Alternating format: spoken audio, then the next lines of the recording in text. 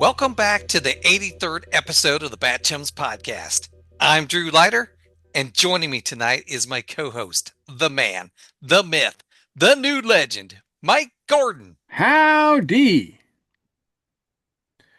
I was gonna laugh like the Joker, but because it's such a great laugh, but I can't do that. I don't think I have it in me to laugh like that. But we are we are back with the Joker. So this is Batman Season 2, Episode 47, The Joker's Last Laugh.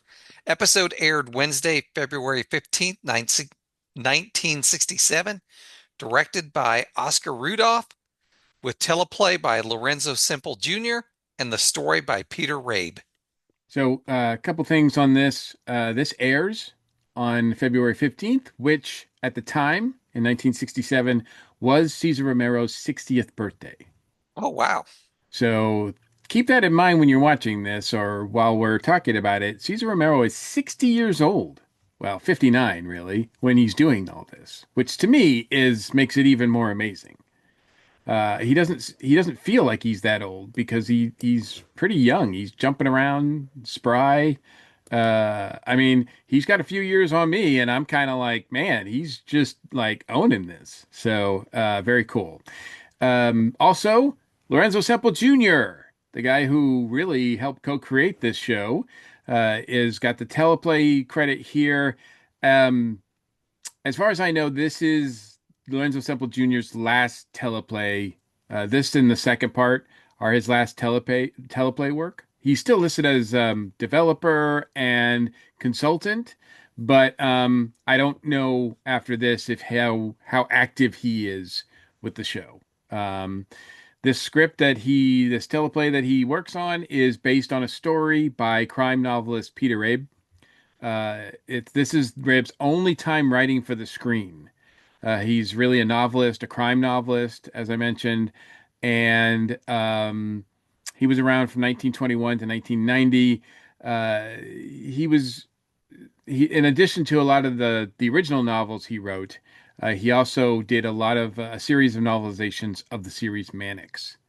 So he was used to doing novelizations, but this is actually his first time contributing. I think his only time contributing for the screen. So I'm not sure exactly what parts of this episode are his and what are Lorenzo Semple Jr.'s, but yeah, it's kind of interesting that, the last two parter that we had a producer, one of the show's producers listed as the writer, and now it's Lorenzo Semple Jr. as one of the writers, who it's very rare for this show. Usually it goes through the usual suspects, as we've mentioned before. And Lorenzo Semple Jr. is usually one to pull from the comics. In this case, his teleplay is, he's adapting someone else's teleplay or story idea into fruition. So we don't know exactly what Peter Rabe's bringing to the table or not. However, the title, "The Joker's Last Laugh," has been used many, many, many times in the comics. The first time I can recall, or I've researched it, the first time it looks like they used the title "Joker's Last Laugh" was in Detective Comics 332 from October 1964, and in this one, the Joker is committing robberies, which he tells a bad joke, and which surprisingly makes people burst out in fits of laughter. And then he robs everyone using the gimmick based on the joke which he tells. And it's notable because when Batman and Robin attempt to stop him, they find themselves caught in a fit of uncontrollable laughter themselves. Very strange. But so it doesn't really have much to do with this story that we're talking about here. Later on, there was a one-shot mini comic called The Joker's Last Laugh that was produced in 1980 as part of a promotion for Super Sugar Crisp cereal. That is a rare one shot that people can get. I don't have it myself, but and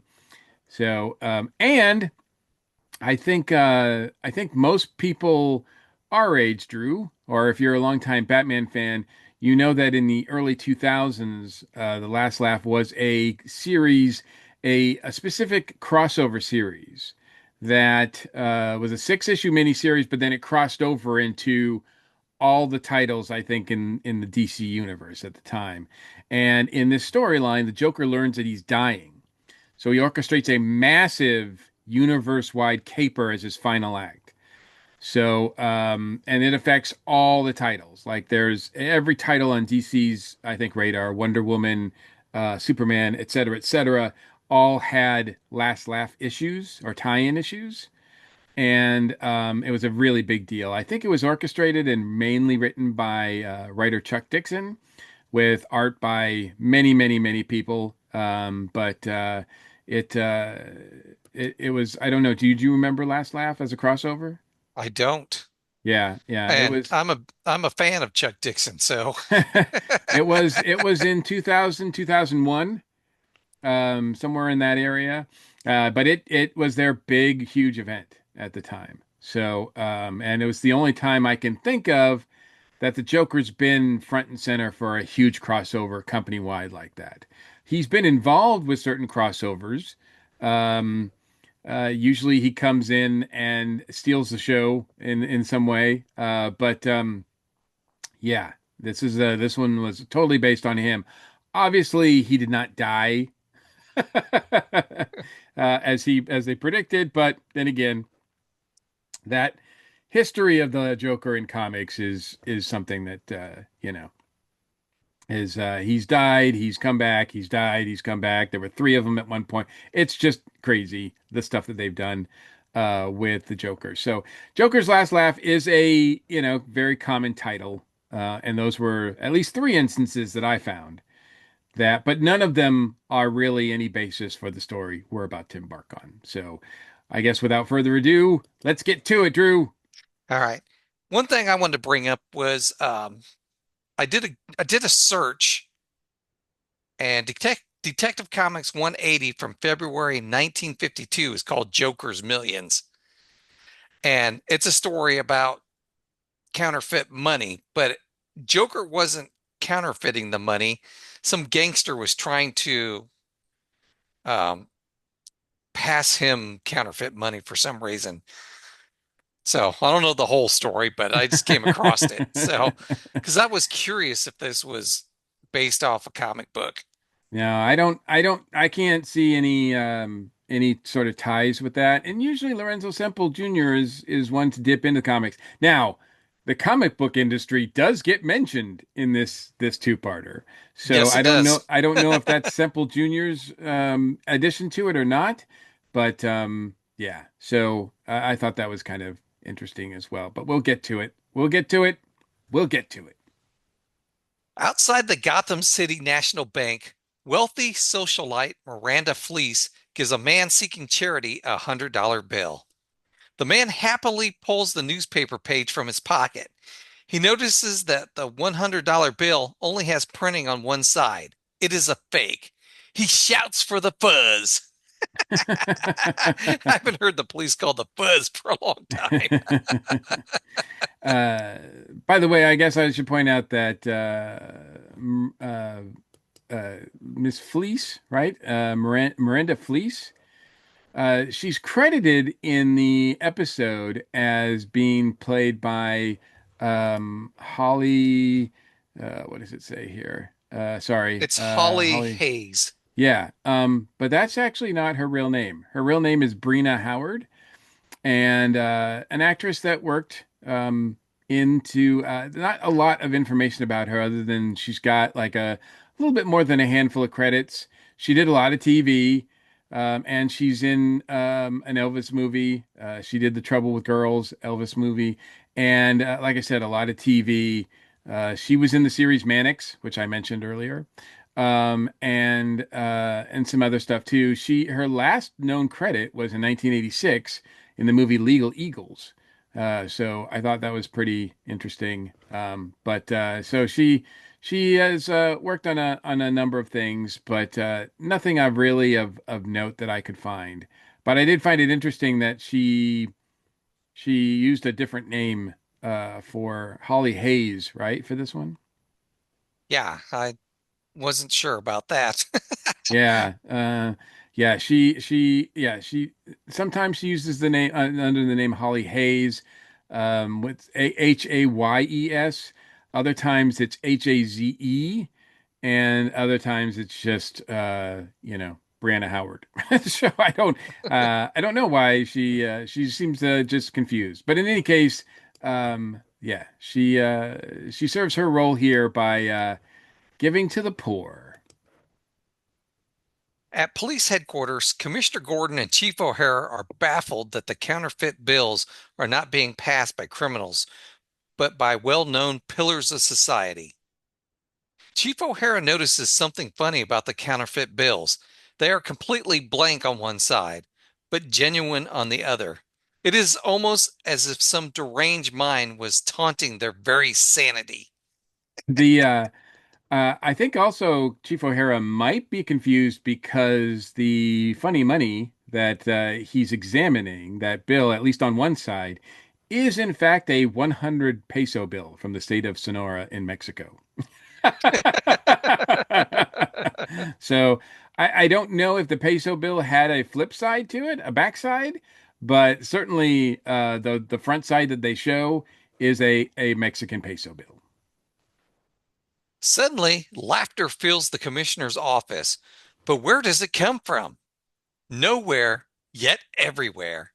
Chief O'Hara has a terrible feeling they've heard that laughter before. You think? The Joker. I think I've heard that before. Yeah, you have. You have a lot. Come on, man. This the beginning of this episode is not exactly Gotham's finest hour. There's a lot of like, and it gets even more ridiculous as we'll see. But yeah, kind of crazy. At Wayne Manor, Dick finds economics a dull subject. Bruce tells Dick he must be jesting. Economics is the very lifeblood of their country society. Bruce can think of nothing more stimulating than economics. Yeah, it's easy to say when you're rich.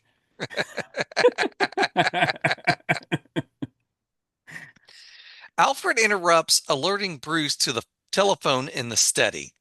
Bruce tells Dick to come on. This may lead them to a more practical lesson in loss and gain. Aunt Harriet, who is knitting on the couch, tells Alfred, Mercy alive! The way that boy changes his mind. She wonders if he's overtired. It almost looks like that scene is cut a bit because it looks like Alfred's about to say something in response and then it cuts away. And I'm like, oh, did we miss a Alfred quip? That's a shame. Holy funny bone! In the study, Bruce and Dick can hear the Joker's laughter over the hotline phone. Batman tells Commissioner to have courage. Joker seldom has the last laugh. To the bat poles. I do like the line that Commissioner says right before he picks up the bat phone. Once again, we take our poor crackled pitcher, cracked, I'm sorry, our poor cracked pitcher to the Cape Crusaders well.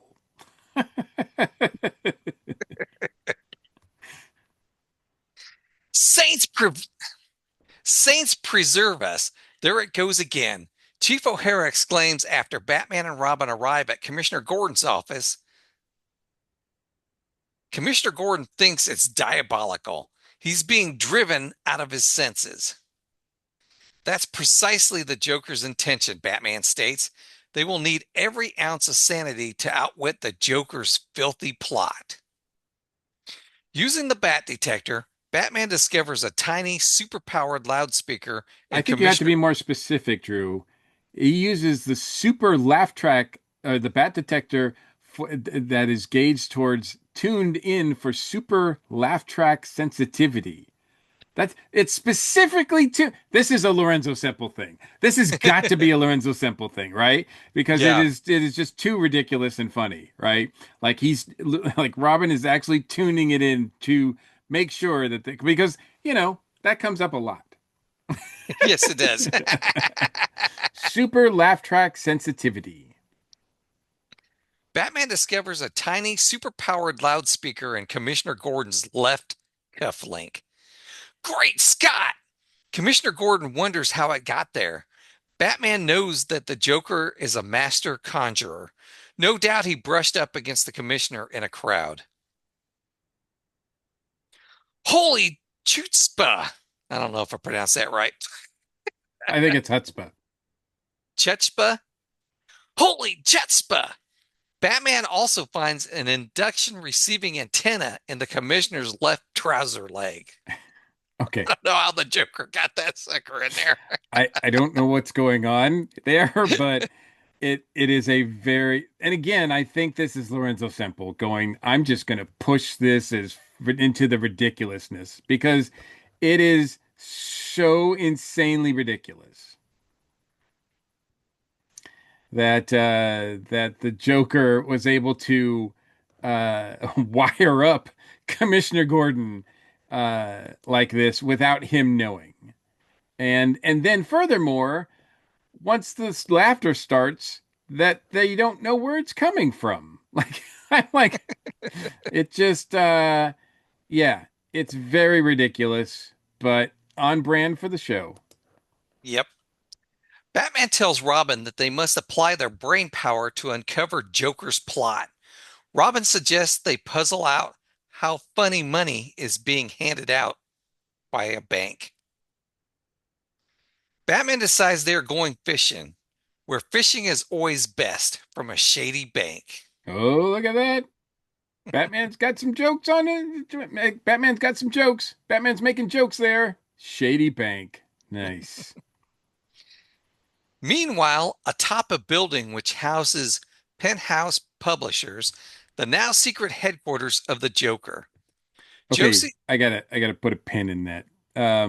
We should make it clear. So, Penthouse Publishers, right? Um, so Penthouse Magazine, because that's what we're all thinking, right? Penthouse Magazine began publishing in March 1965, but was only sold in England until 1969. So that was 2 years after this episode airs, right? So it's not published in the United States. I'm sure it's probably available. It's probably a coincidence that it has the same name.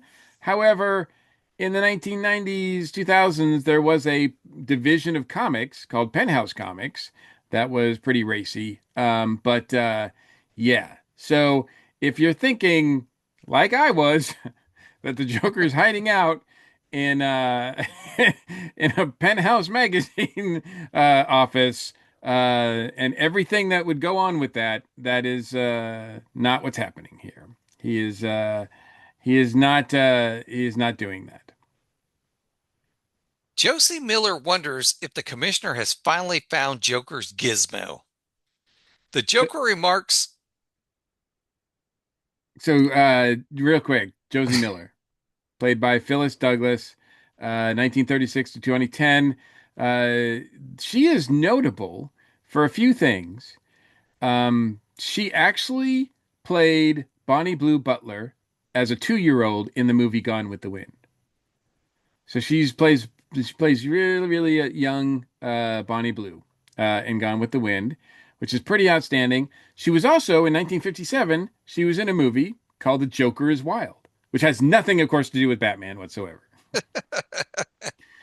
But a lot of people might know her from Star Trek. Star Trek, the original series. She appeared in 2 episodes of Star Trek, the original series. She was Yeoman Mears in the Galileo 7, and she was one of the space hippies in The Way to Eden. So she had pretty notable career. the, um, the Joker remarks that the dunderhead Gordon couldn't find a haystack in a needle factory. You He's can be not wrong. quite you can be quite certain that Batman is on the job. Yeah, he's not wrong. I mean, yeah, the Commissioner Gordon is just like not given very much props in this episode, and it's actually embarrassing. Joker brings out his robots, Mr. Yak and Mr. Boff, to warm up. He has the robots demonstrate their strength to Josie by having them smash a table. Mr. Boff even bends a lead pipe as if he was Superman. Yeah, not Superman, but so Mr. Boff and Mr. Yock are played by Mr. Boff is played by Clint Ritchie, who was around from 1938 to 2009. Not a lot of credits, but one thing that was pretty amazing is that he was on a soap opera called One Life to Live from 1979 to 2002. He actually played this character Clint Buchanan for 575 episodes. Wow, that's a Yeah. long time. So he was on that show for a long time. Mr. Yock was played by an actor named Ed Deemer, who's still around. He was born in 1937. He started off one of his early roles was The Many Loves of Dobie Gillis, 1963, which we talked about a few episodes ago. And I think one of his final credits was The Greatest American Hero in 1981. Oh, wow. So yeah, he's been acting for quite some time too. Suddenly, an alarm goes off in Joker's hideout. Joker informs Josie that Batman and Robin have taken his bait. Joker and Josie watch what happens the re, from the roving robot recorder. Almost a tongue twister. You- You're making life hard on yourself, Drew. At the Gotham City National Bank, Batman and Robin question. Jeez. At the Gotham City National Bank, Batman and Robin questioned Mr. F. Flam, the vice president of the bank, but he tells them that it would be impossible for counterfeit money to be emanating from his bank. That So Mr. Flim Flam, of course, F Flam, obviously means to swindle or trick someone. Flim Flam artists, that's a joke there on his name. The actor is played by J. Edward McKinley, who was around from 1916 to 2004. Did you recognize Mr. J. Edward McKinley, Drew? He looked familiar, but I Yeah, didn't he place where should. he's from. He should, because he was in two episodes of The Munsters in 1964. But he was most notably in one of your favorite movies, The Ghost of Mr. Chicken. Ah, okay. That's why he So looks so familiar. 1966. He also played a significant role in the movie that I love, Peter Sellers movie called The Party in 1968. He was in 10 episodes of Bewitched from the 60s, 67 and 72. And he was in three episodes of Little House on the Prairie. Oh, wow. So he's on Little House on He, he Prairie too, huh? he's checking off all sorts of boxes. I'm trying to place what character he played in The Ghost and Mr. Chicken because he reminded me when I saw him, he reminded me of the janitor guy at the newspaper. Can't Yeah, think of his I name off the top must of my say head. I don't know that movie very well, so I couldn't tell you exactly who he played in Mr. Ghost and Kelsey, that's what his name was. Well, I think his name was in the movie. I Gotcha. could be wrong. Did you just remember that? Off the top of my head, yeah. Wow. Actually, he played the mayor. Oh, he played the mayor. Okay. Yeah. Actually, I'm looking it up. He played Mayor Preston. All right. Batman asked if there was any recent changes in personnel. Mr. Flam informs Batman that their chief teller went out for a sandwich at noon and never returned. He sent in a substitute, Mr. Glee. He had he had impeccable references. This is very skeptical. I don't think people just do that. I don't know. I've never worked in a place and just decided to have someone just come in and fill in for me at random. But Yeah, that's very strange. But Mr. Glee, I'll get this over with right away, is played by Lawrence Montague. Was around from 1931 to 2017. He might also look familiar to you. He was in such movies as The Beast from 20,000 Fathoms, 1953, the Alfred Hitchcock movie Topaz, 1969. He did an episode of Mission Impossible, 1971, Escape to Witch Mountain, 1975. License to Kill, 1984 was one of his later credits, but most notably, he was in two episodes of Star Trek, the original series. We've already mentioned that Phyllis Douglas was in two episodes, but so was Lawrence. He was a character in Balance of Terror. He was one of the Romulans, and most notably, he played Stonn in Amok Time, who was sort of Amok Time is a big episode where Spock goes home. We see Vulcan for the first time, and his betrothed is sort of engaged with somebody else, and that is played by Stawn. That is Stawn, and that is played by Lawrence Montague here.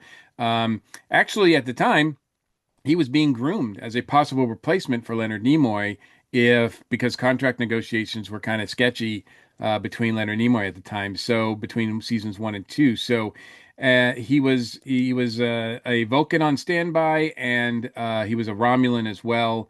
Pull two of my favorite episodes, Balance of Terror and Amok Time. So yeah, I recognized him right away. Yeah, those are two good episodes. Yeah, absolutely. Did you recognize him at all? Yeah, he looked familiar to me, and Hmm. I couldn't place where I'd seen him. Of course, There you it's go. been a bit since I've seen the original series, but Yeah. Well, now I that you get it. mention it, I see it now.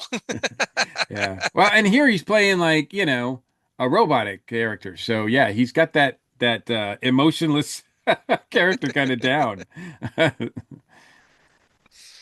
Batman and Robin examine the substitute teller and notice he is wearing formal attire. Holy precision! He counts bills with a precision to an almost inhuman degree. Robin also notices something weird about his collar button. Yeah. Batman Batman and was wondering if he would notice that.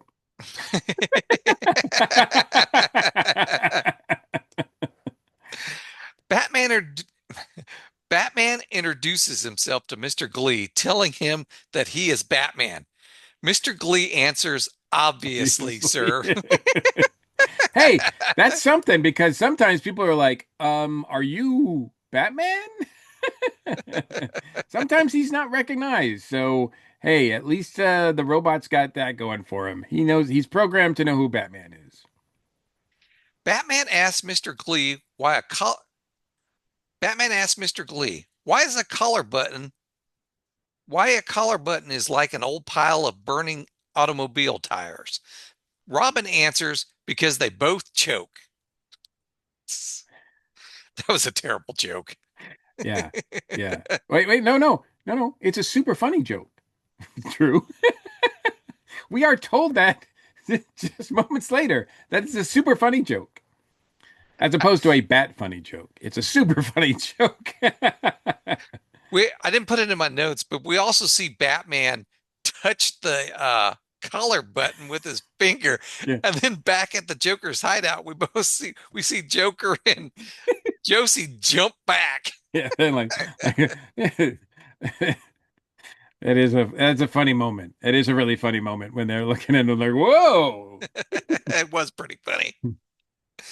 Batman grasps Mr. Glee's nose and twists. Suddenly, Mr. Glee blows his top. Holy clockworks! Mr. Glee is a robot. Mr. Flam is flabbergasted. How on earth could Batman know Mr. Glee was a robot? Robin answers that Batman told him a funny joke. When the No, creature no, a didn't super laugh, funny joke. when Let's the get it right, creature Drew. Super funny. when the creature didn't laugh, that was proof, which is dumb.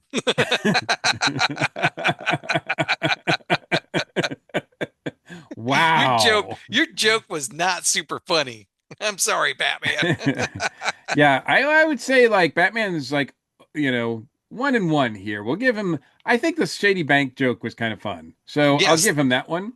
yeah, So, the yes. shady bank joke I liked. Yeah, yeah. The choking one was not so funny. No, Batman and Robin decide to take the robot back to the Batcave. Before they leave, Batman gives Mr. Flam one last warning. The next time his chief teller goes out for a sandwich and sends a stranger back in his place, scrutinize him carefully. Batman is sure he is speaking for the chairman of the board, millionaire Bruce Wayne, in saying that he owes that to all his depositors. Yeah, and everybody at the bank applauds. I know. It's kind of funny. Like, yes, yes. Well, I mean, it is good behavior, it is a good lesson learned, right? Like, yeah, don't just fill in a random, an employee with some random guy. I don't know. I think that's about as bright as when the guy sold the submarine in the movie to. I wonder if we're ever going to find out where the teller went. Like why he didn't return. Hmm. Eureka! Back at the Joker's hideout, Mr. Glee's retrieval signal is coming in as planned. He's in the trunk of the Batmobile. Quickly, Joker and Josie head to the Joker mobile. Oh, nope. Sorry. Got to correct you because this is a misconception, but it is the joke mobile. It is not the Joker mobile. It is the joke mobile. Okay, so I had that wrong. I even looked at the closed caption just to make sure that they because I was like, did he say Joker? No, he says joke mobile. Now, it may be a mispronunciation on his part, but I'm going to give Cesar Romero the benefit of the doubt. But I have more to say about the Joker mobile or the joke mobile in a minute. But yeah. Look, I want to put a pin in this too, and since I've already interrupted you, um, what I do love about this script, it's bonkers, and it's the Joker episode, so you kind of expect bonkers, right? But with the device that the Joker plants, I mean, we were talking about how ridiculous it is that the Joker could have done this to the commissioner, right? But the one thing I wanted to notice, the other thing I noticed too, especially on a second viewing, is that um, this is more elements of the Joker's ingenious abilities. Like he is a genius inventor on this show. We've seen it. I don't think it was established right away, the first season, but they really leaned into it this second season, where he's got devices. He is, he has this speaker system that even I believe even Batman looks at and says ingenious. He's built these robots, which are pretty amazing in and of themselves. Um, he has this whole sort of he has a tracking device on the robot so he can go to the Batcave where he's already been, by the way, but he doesn't know where it is, right? But he's been in the trunk of the Batmobile before with a bunch of guys And Penguin. and Penguin. So he has so his strategy here and his plotting, as well as his devices, are on a scale that we don't usually see attributed to other villains, I think. And I don't know. I think in the comics, the Joker was pretty much a thug and a ruthless thug as that at that, and he was kind of creepy and everything. They lean into that, but I've always kind of thought to myself that I've always kind of thought the Joker is a genius, and I think that's because it comes from watching this show. Because he is a genius on this show with all the devices and everything that he's creating here. Um, so I appreciate that a lot. Yeah, I mean, we've seen him have other devices before. The Joker's utility belt. Sure. Yep. Um, he's what was the other device he had? He had some. Oh, he didn't he have that like magical? It seemed like it was a magical wand or something. Yeah, the wand. He invented the jelly that Oh could yeah, the Joker jelly. yep. Um, and prior to the Joke Mobile, in the last three-parter, he had that Doom Bug, which was basically a crane with Joker dressing on it. Uh, um, so, so it's established here. That's one way that they've really separated the Joker. Because in the beginning, it was kind of like you could switch out the Joker and the Riddler because they were leaving clues and committing crimes, and it was just kind of the same thing. But I think in the second season, they've really kind of differentiated himself. The Joker is full of jokes and he's manic and he's chaotic, but he's also really, really smart and really intelligent. And he's always got a plan in mind and he's got the ability. He created a time machine, Drew. That's right. created a time machine. So, I mean, this guy is really, really smart and on another level. And I like it when the show kind of acknowledges that. So I don't know, we'll see if it continues. But so far in this episode, he's been full of gadgets, and like Batman's known for his gadgets, but the Joker seems like he's just got as many, if not more. Turning on the portable robot retriever, Joker and Josie pick up the signal. Tally ho! They are off on a bat hunt. So strange because they get inside the Joke Mobile, which is, by the way, a mongrel tee. It was customized by George Barris, who did the Batmobile. It actually appeared it appeared in the movie Easy Come Easy Go with Elvis Presley. There are shots of Elvis Presley driving around in it, and it looks exactly almost the same as the Joke Mobile. He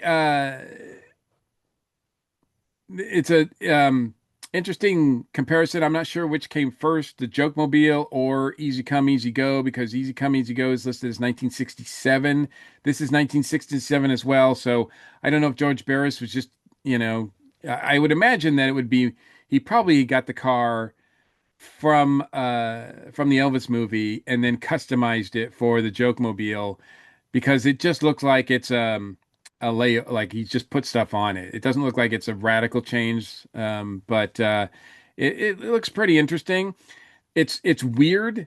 It's parked outside. I love the fact that it's parked outside and there's a sign that says taxi cabs only. So the Joker's breaking the law just by putting his car there. There's a crowd around it, and they seem really happy when he gets in it and he drives away and they all wave to him. And I'm like, the Joker's got like an audience here, like, hey, it's a maniac killer, yay! Like I'm like, it's crazy. But we've talked about the Joker mobile, and this is an offshoot of that.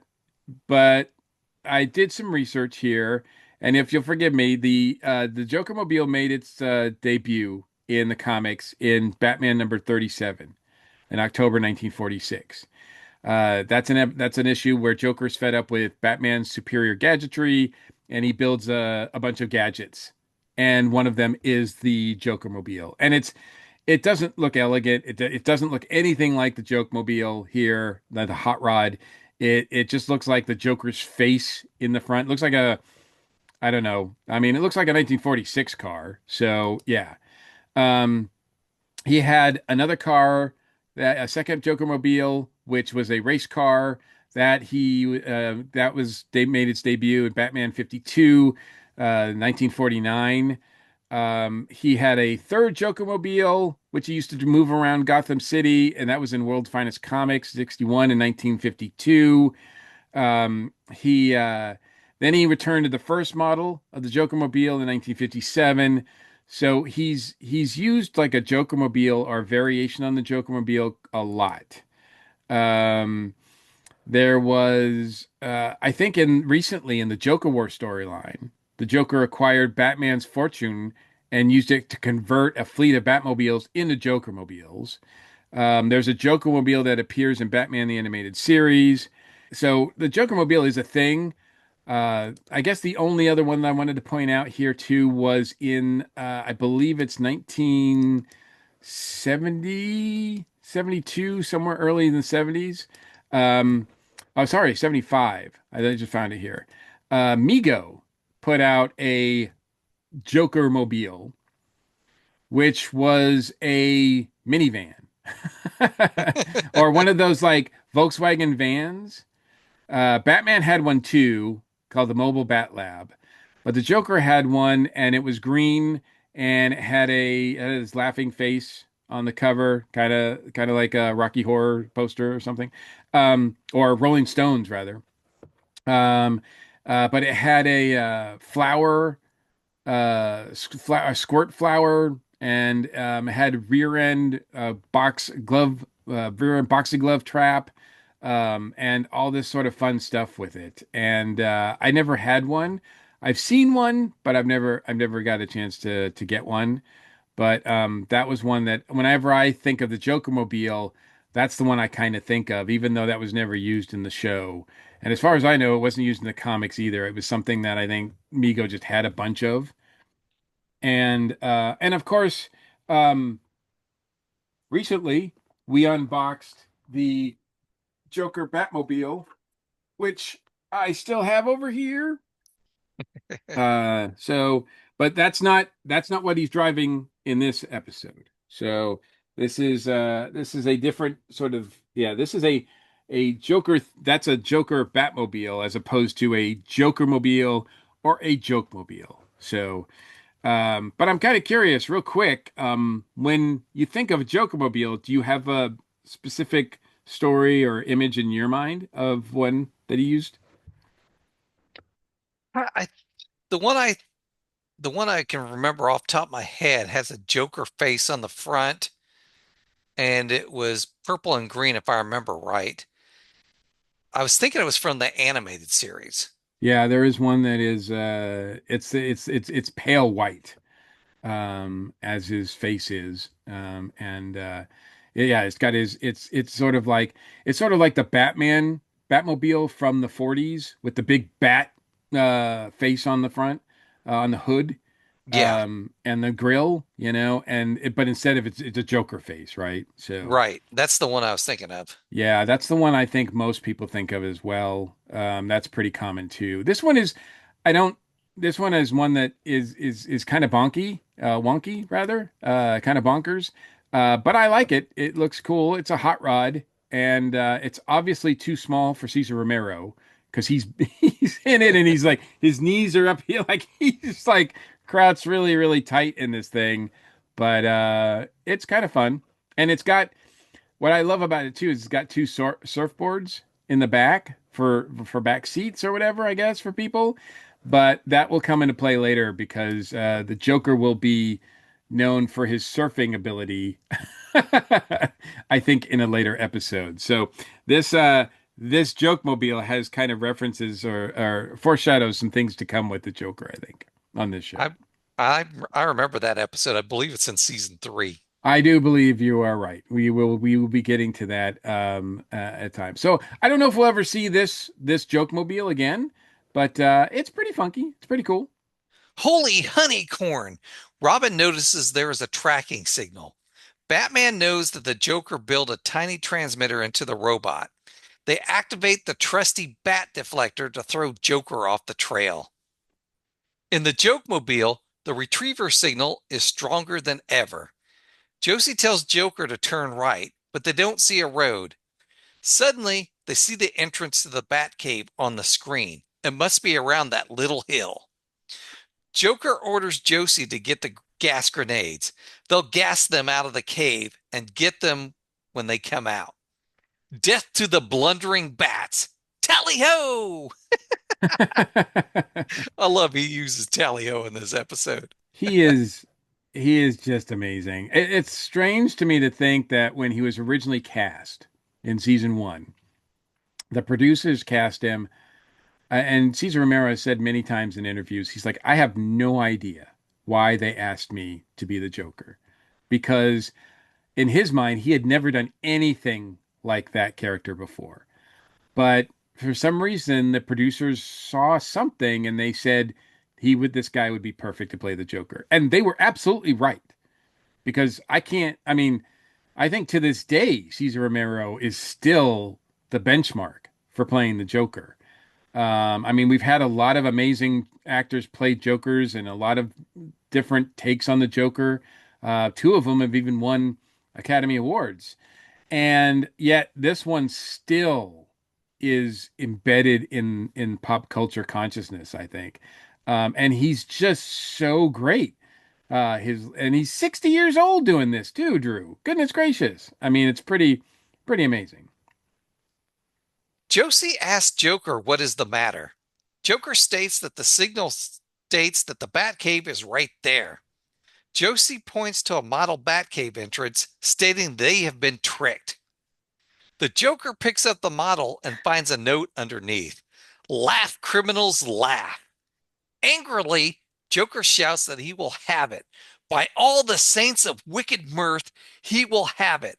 The last laugh will be his. Yeah, I love that. That is my probably my favorite Joker moment in this and maybe of all time. It's right up there because he is mad.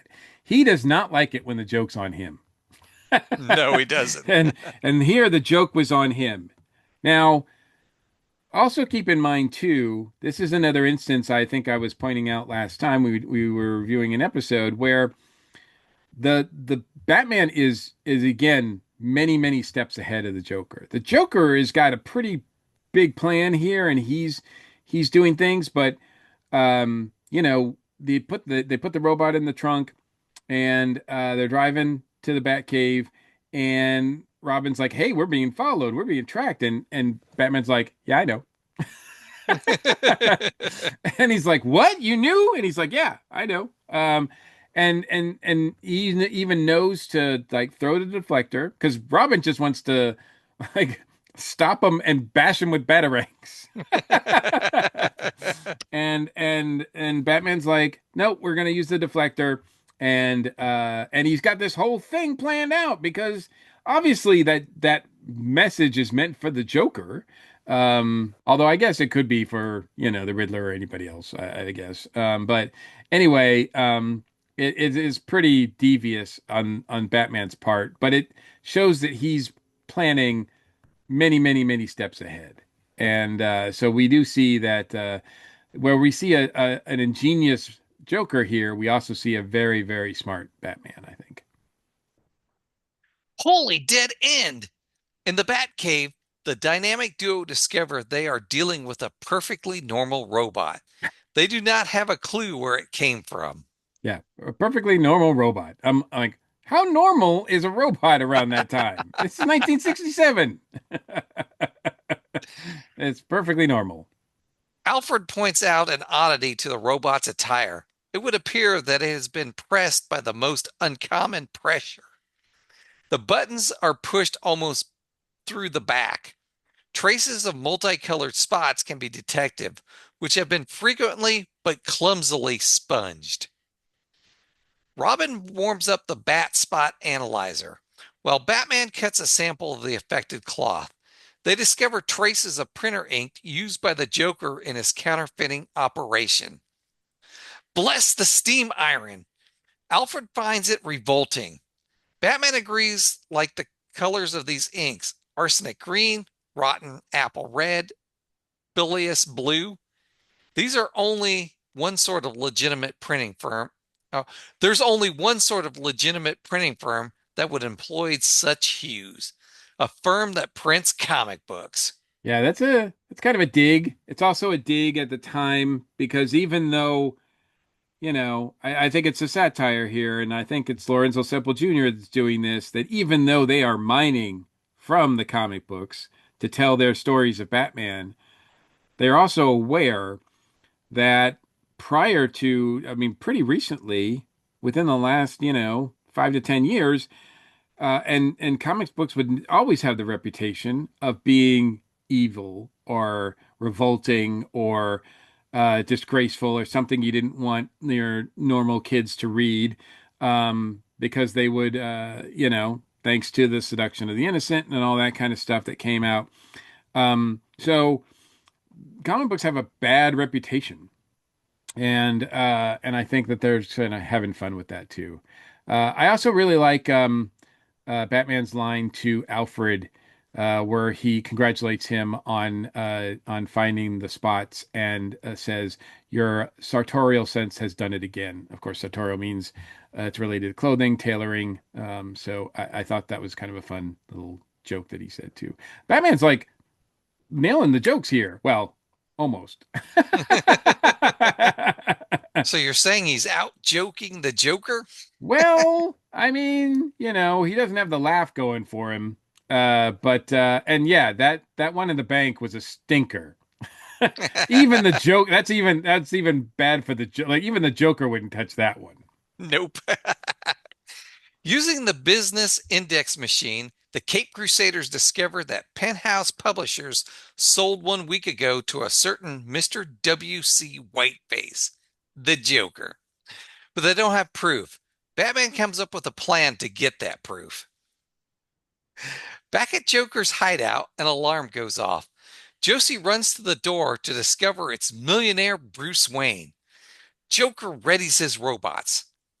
Joker opens the door and Bruce Wayne stumbles in, stating that he is ruined, bankrupt, wiped out. He asks Mr. Whiteface to print him a batch of counterfeit currency. Bruce Wayne, Bruce Wayne foolishly succumbed to the temptation of speculation with the funds of the Wayne Foundation. The results were catastrophic. Bruce Wayne must come up with $1 million in cash by tomorrow for the annual accounting, or he'll be up the river without a paddle. Pretty graphic description there, Bruce. If Joker agrees to help Bruce Wayne, he will be appointed vice chairman of the Gotham National Bank. Bruce Wayne already has the signed document. Joker gets the document after he runs off a sample of counterfeit bills. While Joker and Josie run off a sample, Bruce Wayne activates a device. Suddenly, Robin appears in the window, telling Joker he is under arrest. Great Scott! It's the junior half of the dynamic duo. Robin contacts Batman on his Bat walkie-talkie, telling Batman that he's caught the Joker plotting with Bruce Wayne. I think you're going to put that in quotes. Yeah. Situation under control. No need for you to leave the Batcave. Joker orders his robots to attack Robin, and a fight ensues. Bruce Wayne hides under a table for a bit and then tells Joker that things look grim for their side. Bruce Wayne tries to punch Robin and misses. Bruce stumbles across the room and knocks over the robots. Joker yells at Bruce Wayne that he is only getting in the way. Joker throws a switch on his machine, giving super strength to his robots. They quickly overpower Robin. The Joker has Robin tied up and put on a conveyor belt. The Joker plans to press the Boy Wonder flat into a comic book. Bruce Wayne objects, stating that this is murder. Joker tells him to ensure against the Joker tells him that to ensure against a double cross, Bruce Wayne is going to perform it. Boff and Yock sees Bruce Wayne forcing his hand on the lever. Indignity of indignities. Robin printed into a comic book? Bruce Wayne's old chum's Bruce Wayne, his old chum's killer?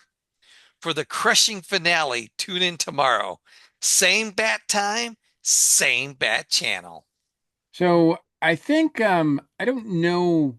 I think watching this scene, this sequence where Bruce Wayne goes undercover and then Robin shows up and he's gonna take on the Joker by himself, and the Joker blasts back like, "Oh, you think so?" Um, I don't know if it's because we have recently read Death in the Family, but this took on a more ominous tone to me this time when I watched it. I don't know. Did you feel that way too? Yes. It had to have been because we just reviewed Death in Yeah. the Family. Because when Robin says like I got this under control, right? I mean, even though he knows that Bruce Wayne is right there, the Batman is right there, it sounds like a Jason Todd move. It does. And he does pretty well considering that they're robots. But then once, and you're kind of like, wow, he can take, like, he's really doing well against these robots. And then Joker flips the switch to give them extra strength, and then Robin goes down in one punch. And yeah, it just looks like the Joker has this in hand, and it looks pretty bad for the Boy Wonder, to be honest with you. And I think, yeah, because we just recently reviewed for the patrons, we reviewed Death in the Family storyline. Like I said, I just felt that this took on a sort of more ominous tone, which it was still fun. It was still fun, but I was like, "Ooh, man, Robin going up against the Joker, not a good idea." No.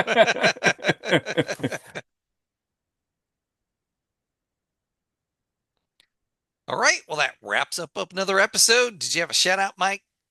I do have a shout out. And the shout out, we talked about the Joker, the Joker Mobile, the Joke Mobile, as well as some of the other incarnations. But I wanted to, I noticed that recently, McFarlane, who came out with the Joker version of the Batmobile, has released now. I thought they'd already done this, but they have released a Batmobile, a proper Batmobile from McFarlane Toys. It is 7-inch scale, and it's based on the classic TV series. It's based on the one that George Barris designed.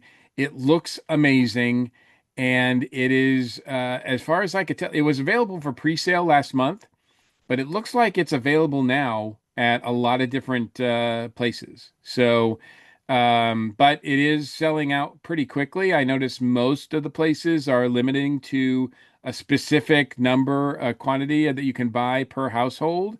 So, I do think that, it is a popular item, but it looks gorgeous. It looks like, it's 21 inches long, I think. So it's about the same size as the Joker one that we mentioned, but except it's just proper. It's just they did it proper, like they painted it black. So that it looks cool. Actually, it might be a little bit wider because I do want know that one of the complaints about this model is that the figure is really tight in here and doesn't really fit that well. I mean, as you could tell, he looks cool in it, but he's sticking out. Like his head is above where it's supposed to be. Like he's not sitting down proper. So I'm hoping that the Batmobile that is being released is going to be a little bit wider so that you can actually fit your Batman figures in there properly. So, but anyway, it is not a cheap item.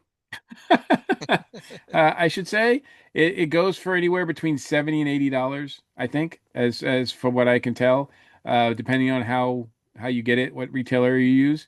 But hey, my birthday's this month, so if anybody has any ideas, and is looking for bat stuff to get me, that is one that I will definitely accept. And I'll take all kinds of. I just won't take that funny money, Drew. That funny Mexican money. uh, so the so yeah, you can get that, like I said, at most retailers. I like to go in through Big Bad Toy Store, but a lot of the other places have it too. So yeah, I just think it's cool that we have a Batmobile proper that's coming out. I would have thought that would have come out. I thought that the Joker one was just a variation of it, that it had already come out, but apparently I was wrong. So the proper Batmobile is released now. All right. And speaking of birthdays, for my shout out, this is something I got for my birthday. So we're still on birthday stuff You here. still got bat swag, birthday I've bat been swag. I've been holding on to this one till we got to a Joker episode. But here we go. On my wall. Oh, it's Twister. Oh, Whoops, if I can get it. There we go. nice. So we got half Batman, half Joker picture. And it's pretty huge on my wall. As you can see, it takes up a lot of space next to my Do you know who did the other artwork for ones. that? I do not. Wow. I I think wonder, it let looks me familiar. It looks like let me see if it says on the back. Let me it grab it looks off the like wall. Tony Daniel, but I could be wrong. Because it doesn't quite look like Jim Lee. It's definitely more modern. Um, but This is how big it is. It doesn't uh, that's pretty big, Drew. doesn't say. It's from Hobby Lobby though. It does say that on the back. So I don't know who drew it, but it's pretty cool. So I got that from my son. I got one more item from my birthday that I'm going to show next week. So Man, you did make out. I You did. got you got I had a a good birthday this year. absolutely. All right. If you'd like to comment on anything we've talked about tonight, you can reach us at our feedback line 317-455-8411. Text us, leave us a message, or you can email us at batchumspodcast@gmail.com. All right, you ready to get out of here, Batchum? Bat chums are ready to move out. Atomic batteries to power, turbines to speed. Thanks for joining us, and we'll see you next week. Same bat time, same bat channel. Don't worry, the jokes are yet to come.